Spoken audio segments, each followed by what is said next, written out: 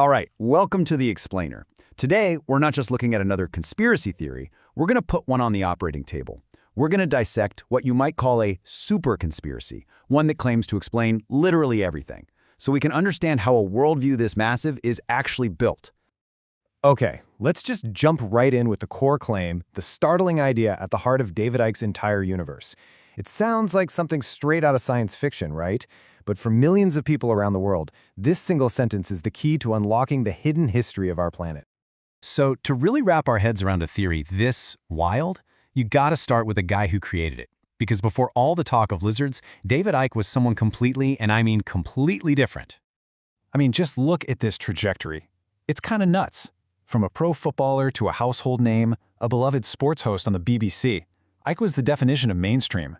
But then, in the early 90s, things take a very sharp turn after some spiritual experiences, leading to a public declaration that would pretty much torpedo his career as he knew it. But here's the crazy thing. That moment of total public humiliation, it wasn't the end. Not by a long shot. In a weird way, it actually became his superpower. For this growing audience that felt totally disconnected from the mainstream, seeing the establishment laugh at him was the ultimate proof that he had to be onto something important. And all of that brings us to his core idea, this central metaphor for his entire worldview. This idea that our reality, well, it's not what we think it is. It's actually a prison. And you can see right here how he brilliantly taps into the language of a huge blockbuster movie.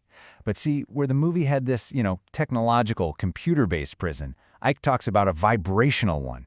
It's like a low-frequency broadcast designed to keep us trapped in our five senses, unable to see what's really going on. Okay, so if reality is a prison, you gotta ask, who are the prison guards? Well, according to Icke, they are interdimensional reptilians. He says these guys are the ancient puppet masters who created these hybrid bloodlines, the Illuminati, to rule us right here on Earth. And their goal? A global state designed to basically farm us for negative emotional energy. That's their food. And this is where things get really interesting. Because as totally out there and original as this all sounds, it makes you wonder, did he just invent this whole thing out of thin air? Or is he more like an architect, assembling a structure from much, much older blueprints? Right. And this is where we see his real genius. It's not about pure invention from scratch. It's something else entirely. It's the art of synthesis. He's like a master weaver, taking all these different, unrelated threads and braiding them into one single, massive story. There's actually a great word for this: bricolage. Just think of it like building something incredible out of a whole bunch of intellectual and historical spare parts. That is exactly what's happening here. So, let's break it down. These are the four main building blocks we're going to take apart piece by piece. We're going to trace each one to see how this incredibly elaborate structure, this reptilian super conspiracy, was actually put together.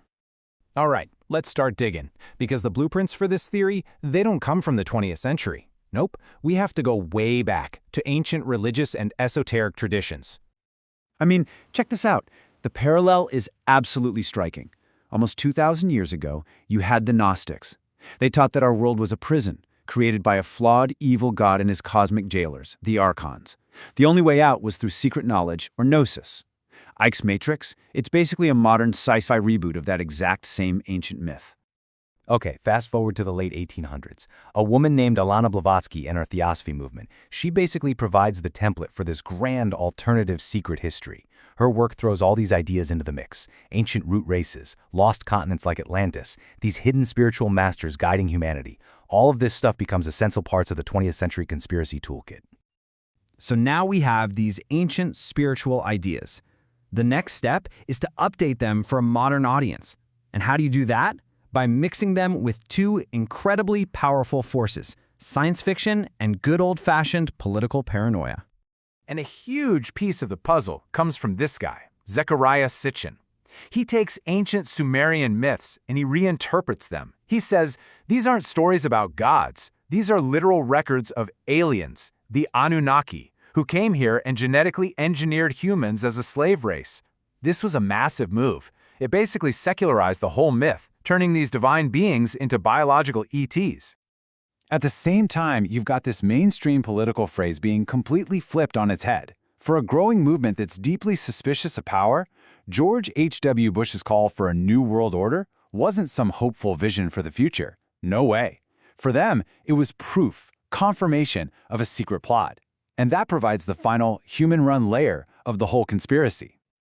Okay, so now for the grand finale.